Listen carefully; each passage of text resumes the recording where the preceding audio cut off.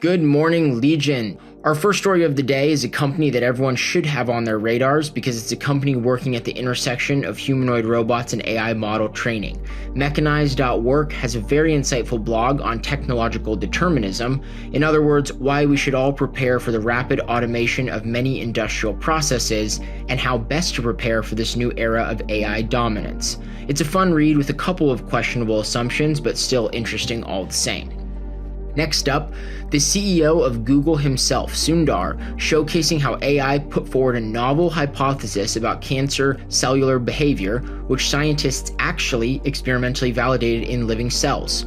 Experts in AI often say the motto, "Stay alive for the next 10 years, is accurate. Well, it's already becoming evident just how fast AI is going to be transforming medicine, molecular biology, and probably even fundamental physics itself in a very short period of time. Our final story of the day has to do with those who are fans of prediction markets.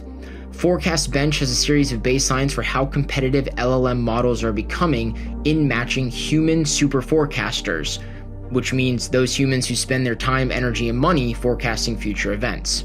As the author writes on X, a linear extrapolation of state-of-the-art LLM forecasting performance suggests LLMs will match super forecasters in November of 2026, about little over a year away.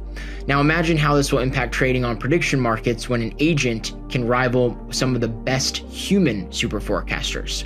The future is coming fast. Near is well positioned in this evolution, and most importantly, Near is going to be at the center of many of these AI applications of the future. Join the Near Legion today to start finding out why. We'll do this all again real soon.